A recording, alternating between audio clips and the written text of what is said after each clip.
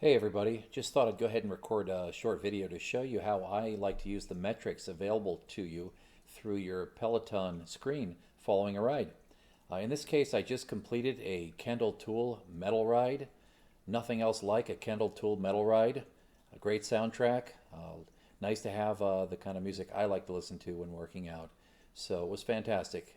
30-minute class, and pretty much came fairly close to meeting my personal best for that particular ride duration of 30 minutes. Let's go ahead and have a look at the metrics. All right, here we got on the Peloton screen. Here's the output here, right? So if you go to the workout, you've got the workouts here. You've got the ride, the date, the duration, the instructor, and the output. I'll always end up with a cool down class following the main ride. Over here on the right, you've got more metrics here for those who like to track the numbers. Shows you your overall rank on the leaderboard if you care about that. Any achievements that particular ride happened to earn you. Then you have some numbers here regarding the output in kilojoules, I believe.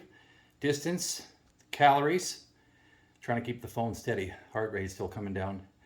The average output sustained throughout. That's important to focus on for the endurance rides, or also if you want to attain or achieve or exceed your personal best. You got your average ride cadence, the average resistance, and your average speed. And then you've got more charts here in the output. These are kind of interesting here. You can see if you're consistent or if you're erratic in the terms of your riding. You want to make sure that you're consistent. And what's interesting here is you got different charts, graphs for cadence, resistance, and speed. Here in the cadence, you'll see if it's an instructor-led ride, there's going to be a range which is grayed out here, and that pertains to the actual recommended range that the instructor will guide you through during the course of the ride. The little line chart will actually indicate what you did during the course of your performance. Okay, here's cadence, or that's speed. RPMs, or revolutions per minute. It'll show you how much of the time you were in the target, the best you did during the course of the ride, and your average cadence, RPM, pedal speed. And I tend to ride, faster or at the upper end of the cadence. But I also tend to go heavier on the resistance, so that'll show you here.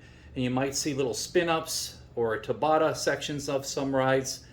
You can go ahead and follow here and see how you did. I pretty much tracked the recommended range. In some cases I was above, in some cases I was below. Here in the resistance section, you want to start out, gradual, maybe even with a warm-up before the main ride. And you can see, again, the grayed out section is the recommended resistance by the instructor. The red line pertains to what you actually did. So I can see here, I tend to exceed the resistance, and in some areas by a considerable amount. But I'll also see here, if I compare this to the cadence chart above it, the time intervals are paired up. I'll see that when I was at the lower end of the recommended cadence right here, I was actually well above the recommended resistance. So you can see that if you are one who chooses to modify your ride as you go. You also have the speed. And here it's really a function of your cadence versus your resistance. So there is no governing or recommended range here. It will calculate for you your best or your fastest speed as well as your average. And you can compare these metrics across the range of all the rides that you do, just to see how you're performing. Hopefully you're noticing improvement, or you're seeing what's important to you. If you happen to need to delete a workout, because I'll tend to join rides and all the time I'll see folks that seem like they started but they must have hopped off the bike or forgotten about it, or if you make a mistake, or for example you're experiencing internet connection issues where there'll be sections of the ride that'll just simply not get recorded or dropped out, you can come in here and this is where you can delete the workout. Just an FYI there. I've had to delete a few historically, so that's where you do it. Hopefully this quick little segment helped you out. If you'd like to ride with me, against me, I'd certainly welcome it. You can PM me and I'll provide to you my screen name. Be well, thanks for watching, and take care.